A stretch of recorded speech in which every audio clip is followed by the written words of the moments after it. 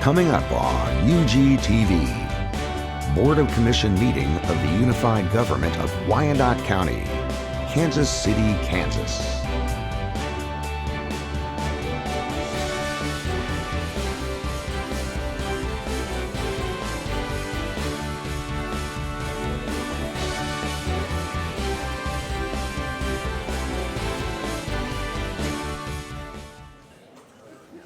Would the clerk please call the roll? Roll call: Walters. Here. Philbrook. Here. Bynum. Here. Burrows. Here. Townsend. Here. McKiernan. Here. Mugia. Here. Johnson. Here. Kane. Markley. Here. Alvey. Here. This evening, our invocation is being given by Reverend Jared Altick of Wyandotte Christian Church. Please stand and remain standing for the Pledge of Allegiance. Please pray with me. Our Lord God and Father in heaven, we give you praise for blessing us in every spiritual blessing in Christ. Where you have sustained us and protected us, and we give you our heartfelt love and gratitude. Tonight, we pray for the peace of our city. We know that as we meet in these chambers, that elsewhere in our community, there are violent people planning to act on the evil in their hearts. Father God, we ask that tonight that you stay their hand and give shelter to the innocent. We know that neighbors and partners plan to cheat and lie to one another. We ask that your Holy Spirit would persuade them to walk in truth and honesty.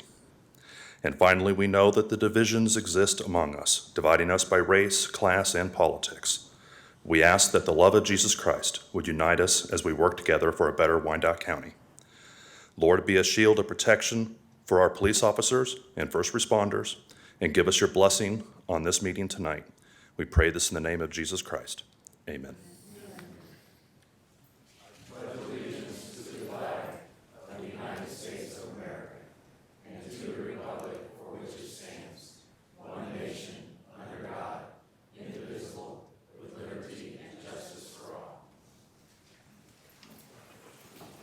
Thank you, Reverend Altick, for your prayer. I'd like to just recognize we have a delegation from Bhutan, the nation of Bhutan, here today, and they spent a lot of the day here with us, sharing their life and their government with us. I would ask that Funsho Rinzen please come up and just offer a few words. Mr. Rinzen is the district planning officer. Very good evening. We are a group of 7 from different districts from Bhutan, here on exchange program visit on state and local government, funded by Department of US on the state and local government. So we're here to learn how the local government in the United States of America functions and how you take into consideration taking decision, empowering communities, and we got to learn so much about how the publics are taken into consideration in decision making, how they are taken into consideration, hearing about their voices, taking their voices, and likewise, similar in Bhutan, all of us work at the local government level. We take our service to the doorstep to every citizens, and we provide them, we guide them, and we listen to their voices, and include and mainstream in every planning period in our country. That is like we have 5-year plan, and after 5 years, the democratic election changes, and we are the regular civil servant who keep the momentum of the plan period and provide services to the people, taking their needs and wants and listening to their needs and wants and addressing their needs and wants at every time to come. And we are the group of civil servants in Bhutan who provides from local economy to education, health, and we strengthen community vitality, and we take care of environment, we take care of women and child issue at the local government level. And I would like to, on behalf of my team and from the country, Bhutan, and on behalf of our king, we have great appreciation to the people of United States of America for sponsoring this program, and we would like to appreciate all the people and look forward for more collaboration in future. Thank you so much.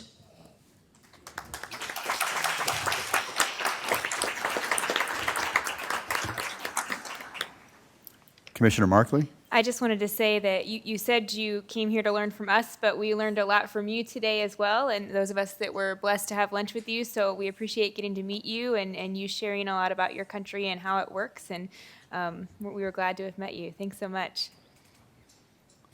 Thank you. Commissioner Philbrook? Yes, I want to echo the words of Commissioner Markley, and I feel very blessed to be able to have lunch with you, to talk with you, and for you to tell us about how you care for your people. And it's just phenomenal. Thank you very much. Thank you. So now I'd like to ask that our finance and budget staff, including Budget Director Reginald Lindsay, please come forward to accept our appreciation for the hard work they have put in this year for the 800-plus page budget document. And that wasn't just assembling them, it was writing it. Their analysis and close collaboration with our unified government departments all contributed to the success of this 2020 budget. We look forward to continuing our collaboration this fall as part of the new priority-based budgeting process. And we'd also like to recognize the Finance Department and Budget Division for having won, again, the Government Finance Officers Association's Distinguished Budget Presentation Award for the 2019 budget. This is the 5th year of having won this award, and to receive this award, a governmental unit must publish a budget document that meets program criteria as a policy document, an operations guide, a financial plan, and a communications device. Congratulations, Finance and Budget staff.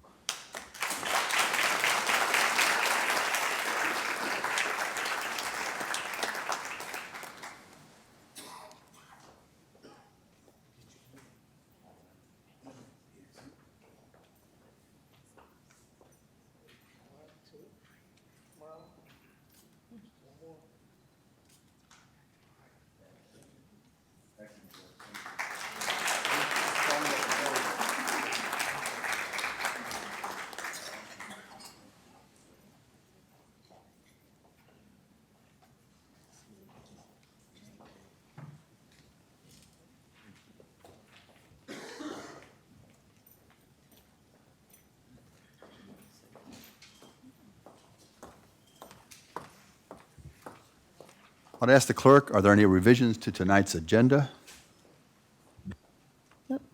Yes, Mr. Mayor, blue sheet has been distributed. Under the administrator's agenda, we have additional information. It's regarding item number 1 for the budget items. It's attachment A, submitted as noted in D4. Thank you. So tonight we have 2 distinct parts to our meeting. The planning and zoning portion will be handled first, followed by the regular commission meeting. I'll ask the clerk to read the statement required by state law governing the planning and zoning portion of our meeting, followed by the items on the planning and zoning consent agenda. We would like to welcome all present to this meeting of the Unified Government Commission.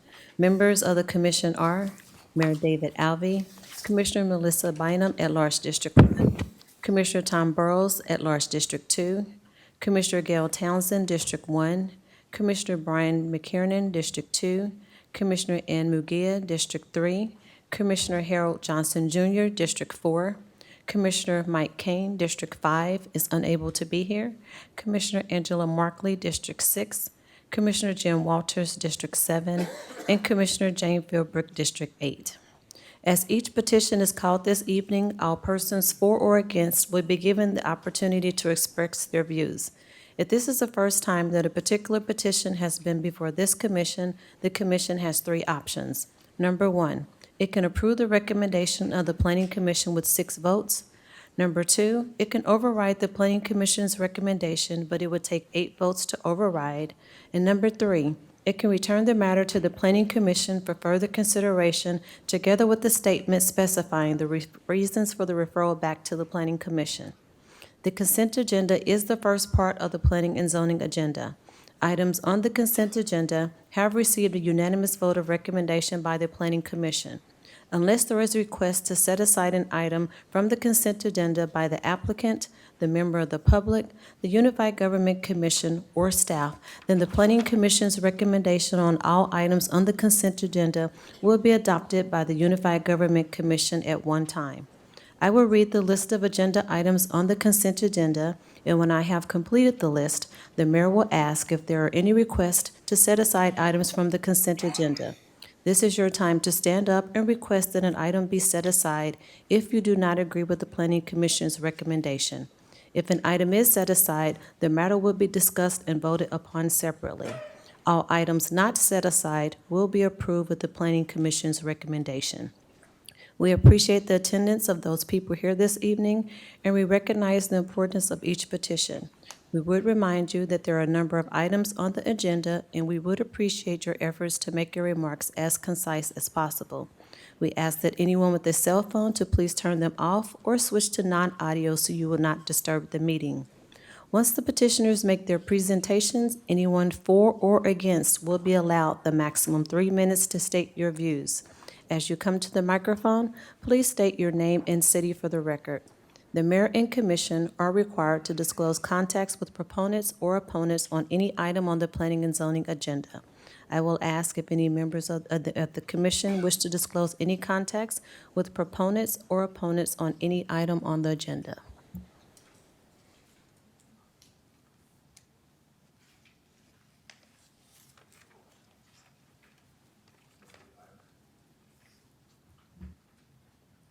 I will now read the items on the consent agenda. Changes on application, item 13196, Daniel Foster with Schlegel and Associates, PA. Changes on from AG Agriculture District to RP1 Planned Single Family District and RP2 Planned Townhouse District for a single-family and duplex development at 11234 Haskell Avenue, recommended for approval. Special use permit applications, item 1, SP 2019-51, Venkata Mantri, special use permit for a packaged liquor sales at 9801 Parallel Parkway, recommended for approval for 2 years.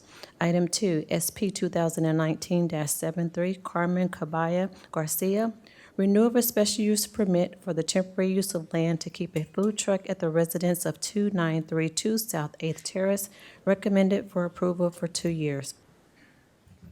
Item 3, SP 2019-74, Martha Medina with Manhattan Bar and Grill LLC, renewal of a special use permit for a restaurant and drinking establishment with live entertainment at 814 South 12th Street, recommended for approval for 2 years. Item 4, SP 2019-75, Jacob S. Patton, special use permit for an Airbnb at 819 Southwest Boulevard, recommended for approval for 1 year. Item 5, SP 2019-78, Dennis Zolotor, renewal of a home occupation use permit for an in-home safety building business and consulting services providing safety, security, and firearms training at 3136 South 73rd Terrace, recommended for approval for 5 years. Item 6, SP 2019-79, Matt Brodeen, home occupation special use permit for a short-term rental Airbnb at 1316 North 20th Street, recommended for approval for 1 year. Plan review applications, item 1, PR 2019-11, Dave Olson with SC Investors KCK LLC, preliminary and final plan review for a primary care medical office facility at 9801 Parallel Parkway, recommended for approval. Item 2, PR 2019-17, Rodrigo Rivera with Ingles Pentecostal Casa de Dios, preliminary and final plan review for interior model and parking improvement at 1010, 1014, and 1020 Armstrong Avenue, recommended for approval. Item 3, PR 2019-18, Brian Hill with MKEC Engineering, Inc., preliminary and final plan review for construction of a maintenance storage facility at 2600 North 44th Street, recommended for approval. Those are all items on the consent agenda. Thank you. Do any of the members of the commission have any disclosures, conversations with proponents or opponents of any of the items? Seeing none, I'd ask, are there any set-asides? Does any member of the commission or anyone in attendance tonight wish to set aside any item on the planning and zoning consent agenda. If an item is not set aside, all items on the planning and zoning consent agenda will be voted on by one vote to follow the recommendation of the planning commission.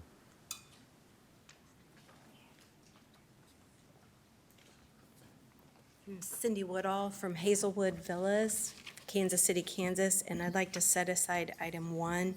It's number 3196 for discussion. Thank you. Any other items? I'm Kathy Sellers, and I would like to set aside 3196, change of zone. That's already been set aside. Thank you. That's item number 1 on Hazelwood Villas? Yes. Okay. Move to approve all other items as submitted. Second. We have a motion and a second. Roll call, please. Roll call Walters. Philbrook. Aye. Bynum. Aye. Burrows. Townsend. Aye. McKiernan. Aye. Mugia. Aye. Johnson. Aye. Markley. Aye. The vote is 9-0. That motion carries. Thank you. That takes us to set aside item number 3196, Daniel Foster with Schlegel and Associates, PA, change of zone from AG Agricultural District to RP1 Planned Single Family and RP3 Planned Townhouse Districts.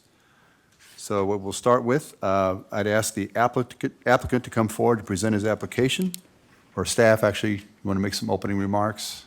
Thank you, Mr. Mayor. So this item comes to you recommended for approval from the Planning Commission with several stipulations, including how the construction traffic would enter the site and traffic calming measures within this new proposed subdivision. I believe Mr. Foster is here and can present the rest of the case.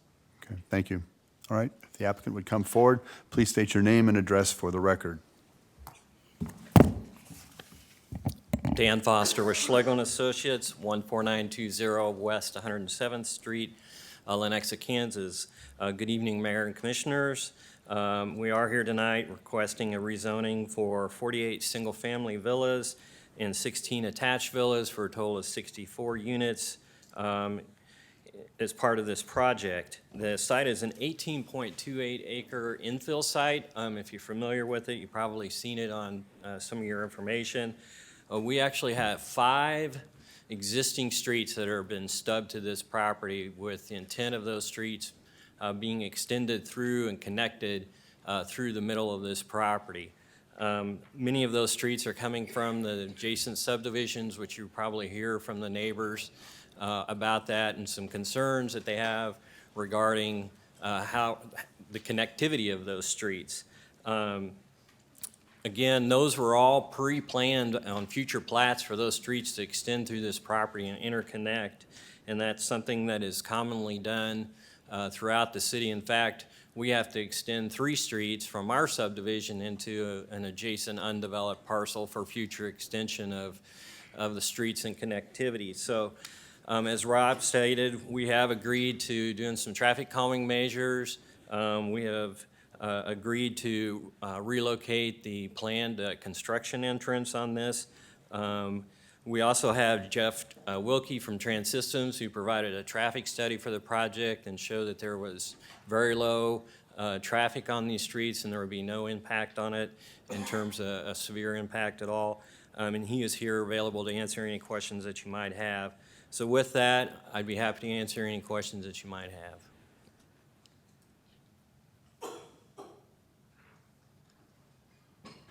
Any questions from the commission? So I'll now open the public hearing. If there's anyone present who would like to speak in favor of 3196, if so, please step to the podium at this time. Give us your name and address for the record. All right. Seeing none, is there anyone present in opposition who would like to speak on this item? If so, now is your time to come to the podium and state your comments.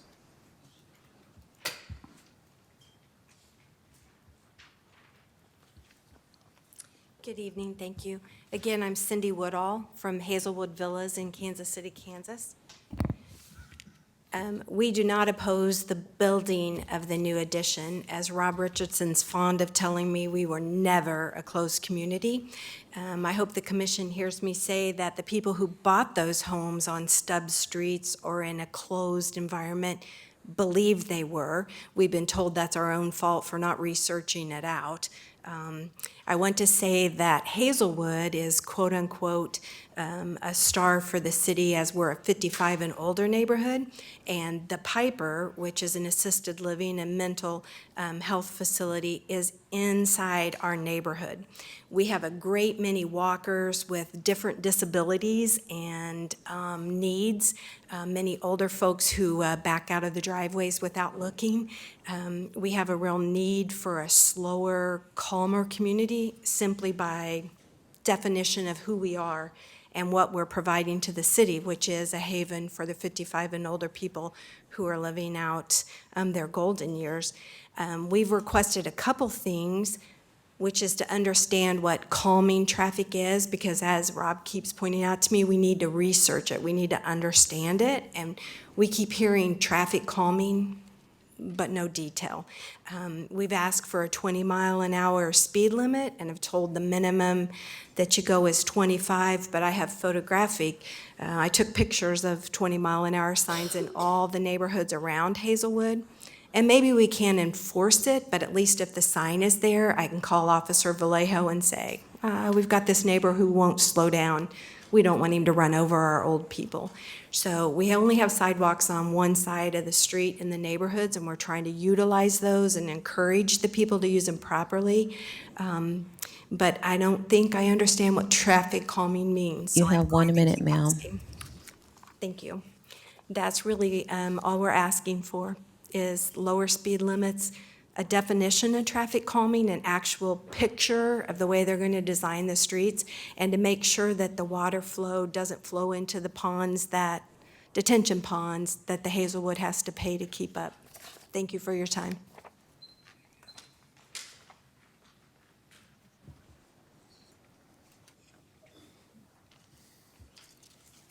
Hi, my name is Mary Ann Cancel, and I represent the Hazelwood Homeowners Association. And I want to start off by thanking staff and thanking the developer for working with us.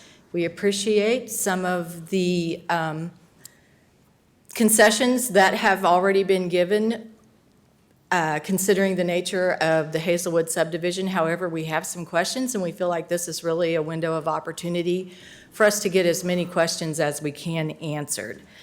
At the Planning Commission meeting, Mr. Richardson did say that there would be a requirement for traffic calming, as Cindy mentioned, but it hasn't been defined. It's one traffic calming something along Cleveland, and Cleveland runs through the new subdivision on the east side to 115th Street on the west side, which is through Hazelwood.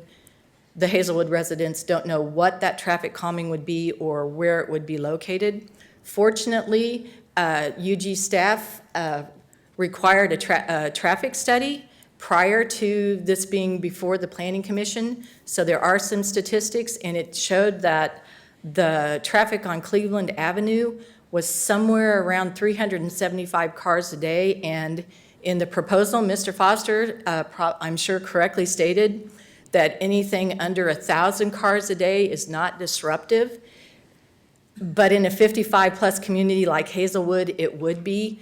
Hazelwood residents have asked for a 20-mile-an-hour speed limit. Mr. Richardson has set a 25-mile-an-hour speed limit, but if you look, AAA in 2011, the AAA Foundation for Traffic Safety did a study, and just over 20 miles an hour, there's a big uptick in the percentage of deaths of pedestrians who are hit by cars.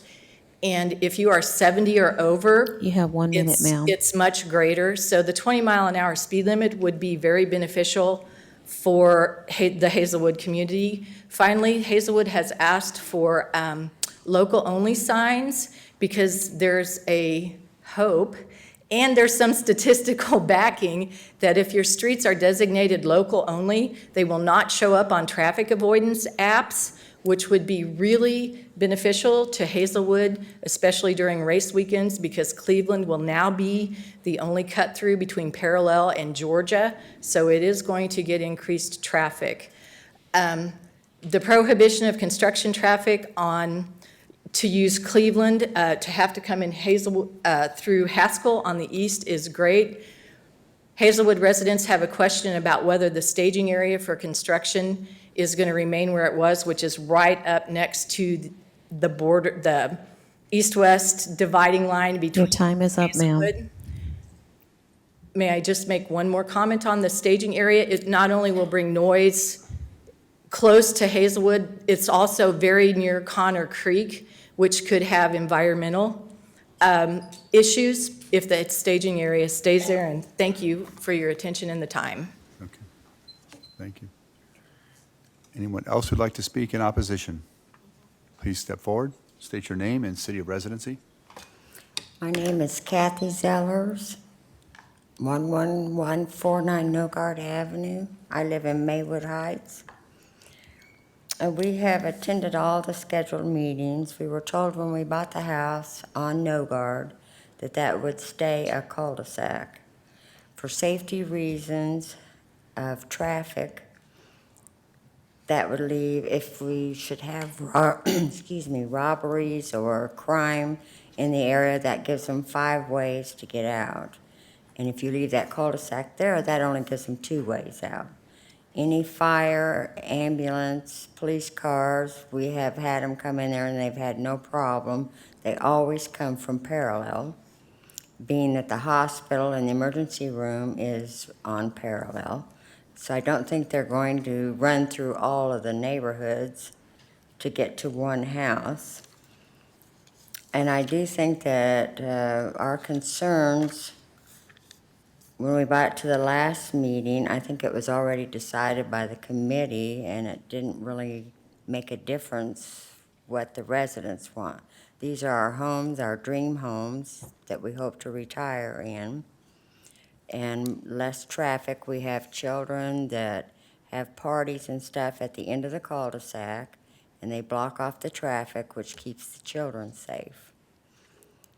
And I really don't understand why we have to shove one neighborhood into another neighborhood, to another neighborhood, into another neighborhood till you drive through them all, and by the time you're done driving through them all, you don't even know what neighborhood you're in anymore.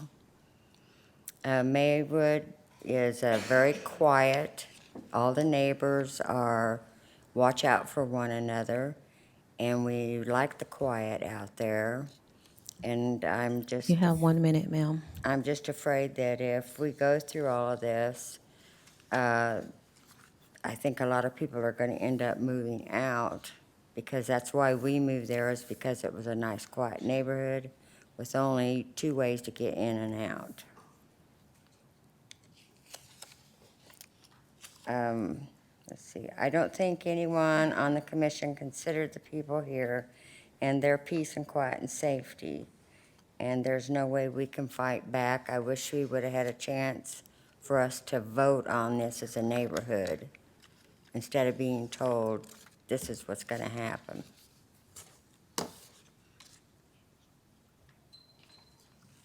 Any others who'd like to speak in opposition?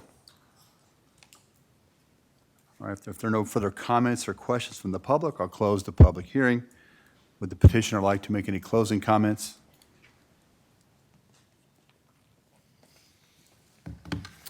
So a couple things brought up just real quick. So traffic calming can mean several different things, and we haven't really worked that out yet because we have to work with the city staff and the public works. But options for us are traffic circle, like at the intersection of 112th and Cleveland. So as folks are going back and forth across that subdivision, they'd have to go around the traffic circle. It could also mean some narrowing of the street to where, I forget what it's called, but basically it becomes a narrower section and it widens back out, which forces people to slow down.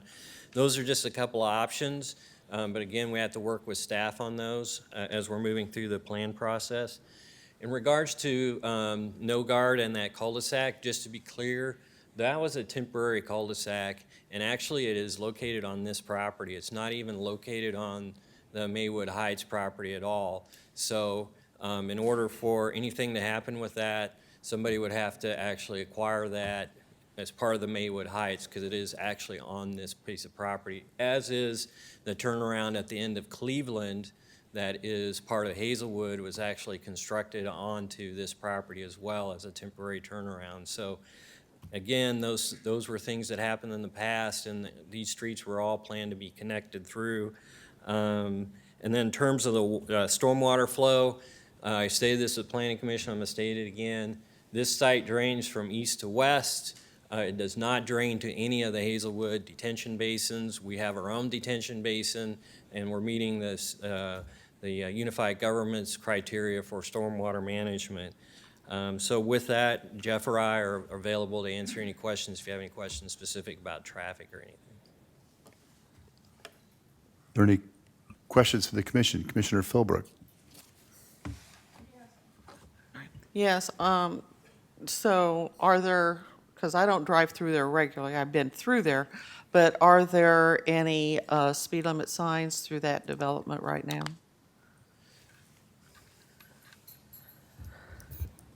So I don't believe there are in Hazelwood because it's at the standard city minimum speed limit, which so they aren't there. But Ms. Woodall today showed me signs from the adjacent neighborhood of 20 miles an hour. I hadn't seen those before tonight. So I think that any other questions, that's as much as I can say on that. Mr. Fisher with Public Works is here. He can speak to that more definitely if you need more than that as an answer. So, yeah, I can understand her, I can understand her concerns and why they bought in there, because that is a very, very quiet area. And I know that the commissioner for that district is not here to say anything about that, but he's always about safety of his community, and he's pretty dogged on speed limits and such. And so I don't have a problem with 20-mile-an-hour speed limits, even though, you know, we said the going rate is like 25. But if we're adding in, you know, is it possible to amend this and put it and put in a 20, or can you guys come to an agreement? The request is really not on the subdivision. The request for that is on the adjacent subdivision. I understand, And but so- I'm saying, is there a possibility to add that in so as people are driving through?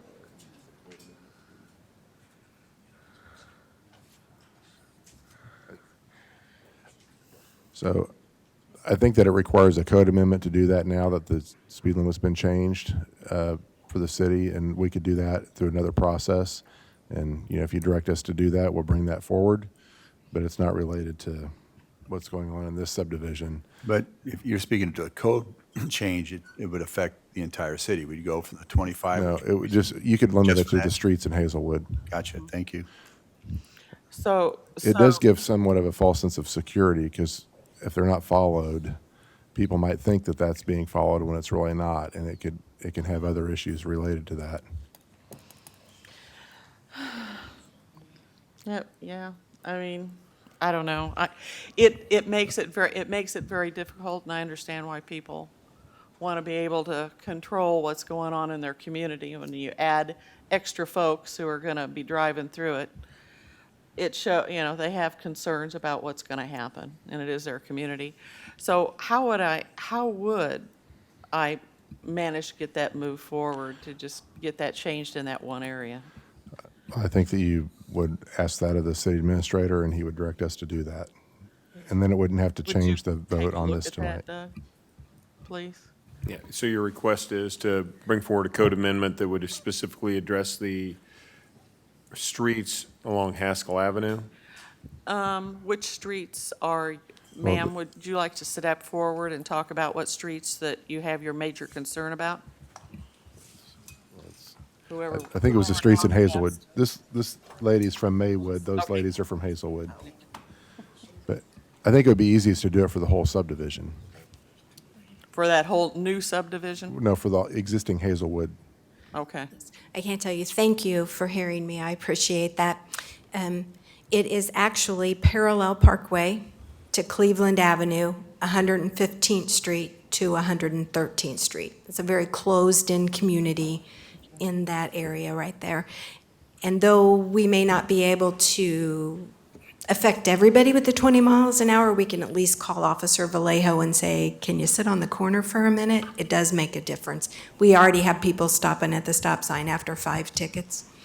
Well, I understand what you're saying. I understand, and I would ask that you still be careful with the people driving through there, because you know how we are. Sometimes we don't pay attention. Yeah, So- we have coyotes in the back too, but they haven't stole my dog, so we're all good. I know. So if you don't mind, would you take a look at that? Is that possible, Doug? Yes, it is. Thank you very much. Commissioner Bynum? Thank you. I wanted to clarify and make sure I'm understanding, Ms. Woodall. So the request that you made in your comments was not for 20 miles an hour in the new subdivision, but 20 miles an hour in the existing Hazelwood. That's what you're asking for? Okay, okay. So I know that at Public Works and Safety Standing Committee, we have spent a good deal of time talking about speed limits. I will concur with Commissioner Philbrook and request that we do look at whether we can make the Hazelwood area 20. And I imagine that would be something that would come forward to the Public Works and Safety Standing Committee, separate from this deliberation. That's correct. And then the other request was understanding what the traffic calming measures would be, and you spoke to that a little bit, but I have to tell you, can you speak to it again for me, sir? Sure. Again, it's a matter of working with public works staff. Same and issue. coming up with, the options are to put in traffic circles, which would be small circles in the intersections that people have to go around. Or it would be a narrowing of the lanes in order to be able to take the road from being like 28 feet down to like 26. So you have this physical narrowing, and so you end up, basically, people slow down because they see that the road is narrowing, and then it widens back out again. So those are just a couple of options. There is some grade change right at our intersection where we're coming down into a valley or a sag in the road. That just naturally also kind of creates a slowing effect as people are trying to go through that particular road profile. Okay, thank you. I would just ask that you continue to work with the residents in the existing area to identify what those traffic calming measures could be. And again, I'm guessing that's going to come through the standing committee. Well, that will come back, the actual design of the traffic calming will come back through the planning commission with the final plat, so the neighborhood will get notice of that. And just a little bit more on traffic calming measures. It can be visual, it can be texture, so you can go from asphalt to brick. You can have horizontal deflection, you can have vertical deflection, other visual things that happen to make the road look narrower that all affect the way, it doesn't look like a straight raceway through there. So I don't think that's an unreasonable request. I would let you know that the commissioner for this district, who's absent tonight, does not like traffic circles. Okay. Just for the record, he does not All right. like traffic circles. Duly noted. So we've heard that many, many times, so I'll just say it on his behalf since he's not here. Given that we're willing to work on a 20-mile-an-hour speed limit and traffic calming measures, I would make a motion to approve. We have a motion and a second. Roll call, please. Roll call: Walters. Philbrook. Aye. Bynum. Aye. Burrows. Townsend. Aye. McKiernan. Aye. Mugia. Johnson. Aye. Markley. Aye. That vote is 8-1. That motion carries. Thank you. All right, next we move to the planning and zoning non-consent agenda. Item number 1 is for a special use permit application SP 2019-71, Deborah Jones with Jones Barbecue for live entertainment in conjunction with an existing restaurant at 6706 Call Drive. Planning Commission voted 5-1 to recommend approval for 1 year. Staff, opening remarks? Thank you, Mr. Mayor, members of the commission. This request is to have jazz music at Jones Barbecue on K32 over the lunch hour. This does not extend to into the evening whatsoever. I don't know that I've seen Ms. Jones in the audience this evening. Staff has recommended approval as well as the Planning Commission. Very good. I ask the applicant to come forward to present her application. She's not here. We'll open the public hearing. Is there anyone present who would like to speak in favor of special use permit SP 2019-71? Seeing none, anyone like to speak in opposition? All right. If there are no further comments or questions from the public, we'll close the public hearing. Do any members of the commission have any questions or comments? Commissioner Murguia? Thanks, Mayor. If the applicant's not here, why would, I'd be confused on why we would hold the hearing. Because even if we had questions, if the applicant's not here to answer them, how would we get them answered? I would assume that staff could answer some questions. And Yeah, I'd make a motion that we return this back until the applicant's able to attend. Second. Mr. Bach? Mayor, I would like to make it clear that this item did go through Planning Commission. I think there was not any opposition that appeared during Planning Commission to it, and one of the planning commissioners voted against it without any comment, so we have no reason, no knowledge of why they voted against it. Otherwise, this would be on the consent agenda. Mr. Moore? Mayor, also, in order to refer it back to the Planning Commission, the commission has to refer it there with specific questions for the Planning Commission to address. With that direction, there's nothing for the Planning Commission to do. And it could also be held over at this level for her to appear. So we could hold it over to the next commission meeting? Correct. Then I'll amend my motion to say that I would like to hold this over until the next meeting. Is that your second, Mr. Walters? That was my second. That was your second? That was your second? And I concur with Commissioner Murguia. Okay. And So- is it possible for me to say something? Since it is my district. Yes? And I would tell you that is a place that people really do enjoy going down and sitting and talking. And I haven't heard any problems with it. They're very nice people, and I don't see a problem with it, and that's all I have to say. All right, so we have a motion and a second to bring this back at the next planning and zoning meeting, commission meeting.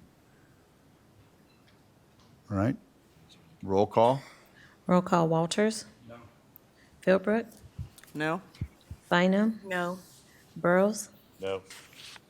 Townsend. No. McKiernan. Aye. Mugia. Aye. Johnson. No. Markley. No. The vote is 2-9, that motion. So I would entertain a motion to approve. So moved. We have a motion and a second. Any discussion? Roll call, please. Roll call Walters. Philbrook. Aye. Bynum. Aye. Burrows. Aye. Townsend. Aye. McKiernan. Aye. Mugia. No. Johnson. Aye.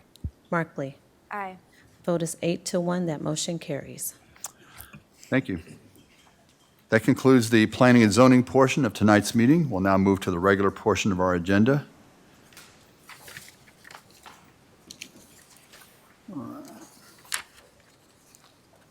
Does any member of the commission or anyone in attendance tonight wish to set aside any item on the regular consent agenda? If an item is not set aside, all items on the regular consent agenda will be voted on by one vote. Move to approve all items as submitted. We have a motion and a second. Roll call, please. Roll call Walters. Philbrook. Aye. Bynum. Aye. Burrows. That's you. No. Townsend. Aye. McKiernan. Aye. Mugia. Aye. Johnson. Aye. Markley. Aye. The vote is 8-1, that motion carries. All right, now we move to the standing committee. Under the standing committee's agenda, we're amending the UG Small Business Grant Program. This item was presented to the Economic Development and Finance Standing Committee on July 8th, received a vote of 5-1 to approve and forward to full commission. I'd ask Commissioner Burrows, who chaired the Standing Committee meeting, if you'd like to add anything. No, Mayor, I wouldn't. I believe there will be a discussion in reference to the 5-1 vote. Okay. All right. Comments or questions from the commission? Commissioner Townsend. Thank you, Mayor. I am happy that we have a small business grant program, which is really a reimbursement program. We've had one for several years. But with this latest edition, I am concerned and voted against this current version because there's a new edition that requires the applicant to have matching funds. And indeed, this program is supposed to help small businesses advance and progress. And if they are required to match funds, that kind of defeats the purpose. So I just think with this new edition, we're going the wrong way. And therefore, I cannot support it in this version. Thank you. Mr. Bach? Mayor, we do have a presentation regarding this amended program. If you would like us to present that, we can do so at this time, or if you just want to discuss. I know half the commission have not seen the presentation. That has been brought to our attention by Commissioner Townsend. I think it's good for us to see the presentation. With that, I will recognize our small business liaison, Shea Lockett, and to provide the presentation. Shea? Good evening. I'm here today to discuss the changes we're recommending for our small business grant. Just to give a little background, in 2018, we awarded 5 different grants, and the awardees were Big Grill and More, KCK Dental Professionals, Union Press, Dolores Home Training Center, Miguel's Catering, and so far in 2019, we have awarded 2 grants to Slaps Barbecue and Split Log with 2 pending applications. The changes are as follows. We are requiring a 50-50 match currently, and our reasoning for doing this as we go through the presentation, we are removing the requirement to have an additional employee. A lot of small businesses came to us and said they would like to apply for their grant, but they didn't need to hire an employee, and that it wouldn't be cost effective for them to hire an additional employee. So this is one of the changes we recommended. They can now apply for any amount between $1,000 and $10,000. Previously, they could only apply for $2,500, $5,000, or $10,000. So this is right-sizing it so that they can get the amount of money that they actually need for the project they are going for. Funding is through the Economic Development Department General Operating Budget, and is currently funded for $50,000 annually. We will no longer recover lease rate subsidies, and as I stated, we won't require the applicant to hire an additional employee. Some additions to the list of businesses that are excluded are payday loan, hookah, and vape shops. And then we made an amendment for sites and with federal and state license for production and distribution of alcohol, they may apply for the grant. That would be microbreweries and things of that nature where they're actually making it. But bars and establishments that sell alcohol with 50% less food sales are still excluded. And we are changing it to 2 cycles. Cycle deadlines will be April 1st and August 1st, and all applications will be reviewed at the same time. And we're also creating a program advisory committee that will oversee this, and it will be a group discussion, and that those recommendations will then be sent to the administrator for final approval. And those are the major changes. Thank you. You can tell there's a lot of thought was put into this, and it seems to me, just looking at this, that certainly you can see the flexibility built into this. You can see the reflection that has been built into this to try and make sure that this serves those who are actually needing the funds. Do you anticipate, or is that part of the rationale, that there will be more individuals able to access this? So rather than having, was it 5 grantees last year, we would perhaps see 7, 10, or more, since it is a smaller amount, is that a likelihood, or is that when that has been the experience perhaps elsewhere? I believe that there will be more applicants. I talked to a lot of different businesses, and they're looking for a smaller grant, a $2,000 grant to do marketing, or they might need a $3,000 grant to get a piece of equipment, but they can't. The biggest hindrance was getting that additional employee, the requirement of us for them to have an additional employee. I see. And so in conversations with some of these folks, did they take issue with the fact that there now is a match? No, and currently is reimbursable. It's always been reimbursable, but a lot of them have a higher investment already when they're doing certain things. So they may be doing interior renovations, but then they need a piece of equipment that they just don't have enough funds to. So we look at it as a whole, not just for one item. So in other words, they're already doing work, they're already expending funds, that will function as the match to what we might be able to provide. Yes. And, all right, thank you. Commissioner McKiernan. Thank you, Mr. Mayor.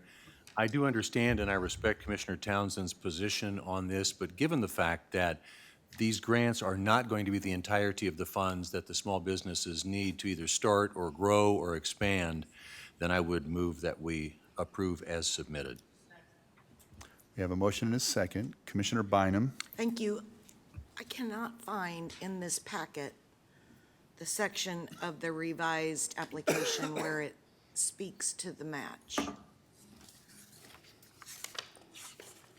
And let me just, while you point me to that, I want to clarify that I understand, because the question I was going to ask you was, if I have expended funds on an item or the fees to get my utilities turned on or some such expenditure that I've already laid out money for, that will suffice as documentation of a match for this grant program. Right, so if it's a project as a whole, then yes. We can't use funds that they spent a year ago, but if Right. it's an I'm just ongoing, wondering yes. about if there's like a time frame, during this time frame, I've expended. Or I'm going to expend. We can't count funds that they've already spent. So if they have an upcoming project and they're going to expend $20,000, it's a gap. We're trying to fill that gap for the small businesses. So to that point, then if I'm the small business owner, then I'm showing you that I have the financial capacity. If I'm asking the unified government for 2,000, that I have 2,000. Right. Okay. And it's in section 3 under strategy, it shows that it's a matching. The award amount will be based on need and the qualified matching investment. And it's dollar for dollar. Yes. Okay, thank you. Commissioner Townsend. Thanks, Mayor. I mentioned at the standing committee that I applaud the removal of something that I objected to when this program was revised a year ago, and that was the requirement that someone needed a person. You may not need an extra body to grow your business. You may need some other asset that may not be a person, but these are not equivalents. Just because you don't need a person doesn't mean you need a match. Now, something I asked at the standing committee that seems a little bit different what I'm hearing here. If someone comes to you and says, or comes to us and said, I need $5,000, what are you considering the match? We would look at the project. So if they are needing $5,000 for a piece of equipment, that piece of equipment would need to cost at least $5,000. At least $10,000. Or they could be purchasing a piece of equipment and doing a renovation, and if the renovation costs are $5,000 and the equipment is $5,000, then that qualifies as well. It doesn't just have to be on one item. There are several costs that can be covered under the grant. So it can be renovation, it can be equipment, it can be marketing, as long as it falls in those categories and it's at the time of the application, not previously done. But if they're going to do it in a year's time frame, or they have 18 months to spend the funds, if they're doing it within that time frame, then it qualifies.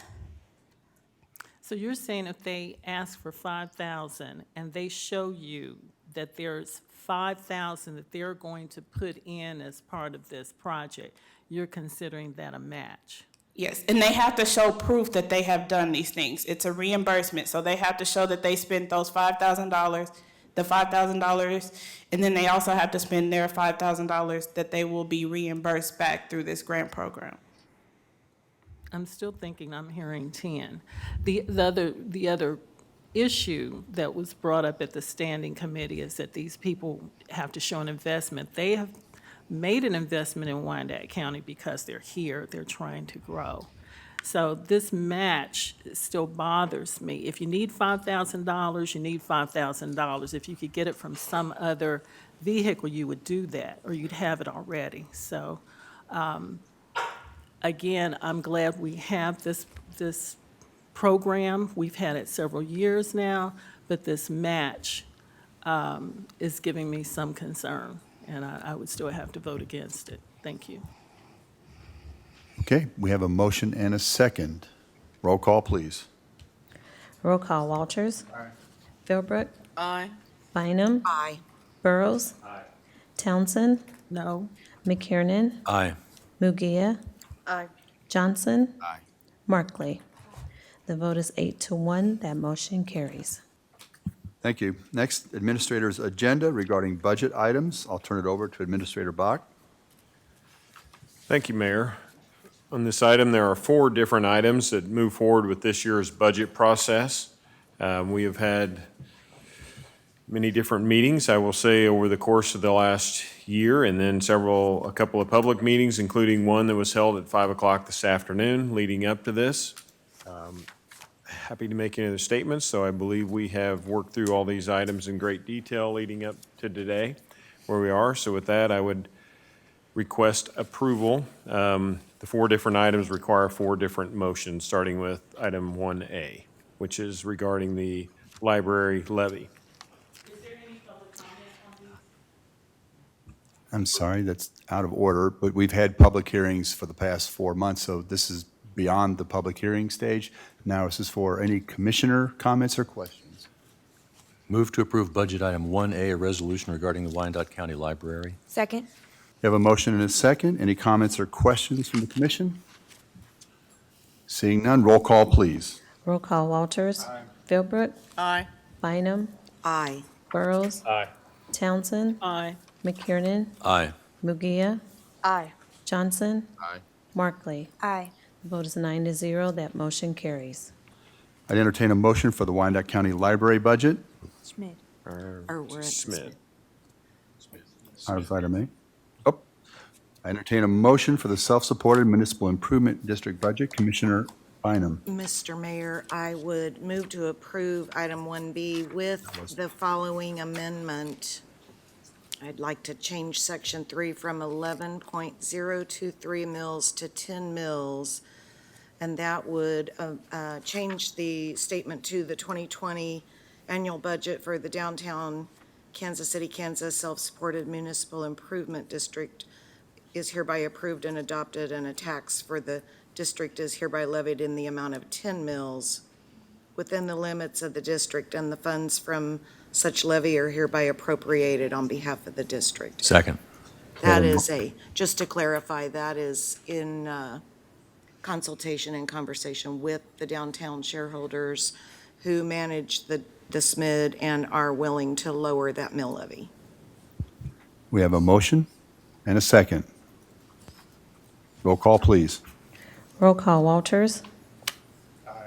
Philbrook. Aye. Bynum. Aye. Burrows. Aye. Townsend. Aye. McKiernan. Aye. Mugia. Aye. Johnson. Aye. Markley. Aye. Vote is 9-0. That motion carries. This takes us to the 2019-2020 Community Development Block Grant Annual Action Plan. Move to approve item 1C, the 2019-2020 CDBG Annual Action Plan. Second? We have a motion and a second. Roll call, please. Roll call, Walters. Philbrook, Aye. Bynum, Aye. Burrows, Aye. Townsend, Aye. McKiernan, Aye. Mugia, Aye. Johnson, Aye. Markley. Aye. Vote is 9-0, that motion carries. Finally, I'd entertain a motion for UG-related budgets. Move to approve item 1D, various resolutions and ordinances adopting the 2019 amended budget and 2020 budget. Second. We have a motion and a second. Roll call, please. Roll call Walters. Philbrook, Aye. Bynum, Aye. Burrows, No. Townsend, Aye. McKiernan, Aye. Mugia, Aye. Johnson, Aye. Markley. Aye. Vote is 8-1, that motion carries. That concludes the portion of our regular meeting. I adjourn us in that capacity. I'll call us back to order as the Land Bank Board of Trustees. Does any member of the commission or anyone in attendance tonight wish to set aside any item on the Land Bank consent agenda? Move to approve all items as submitted. Second. We have a motion and a second. Any discussion? Seeing none, roll call, please. Roll call Walters. Philbrook, Aye. Bynum, Aye. Burrows, Aye. Townsend, Aye. McKiernan, Aye. Mugia, Aye. Johnson, Aye. Markley. Aye. Vote is 9-0, that motion carries. That concludes our meeting for the evening. I'd like to thank you for your attendance. We are adjourned.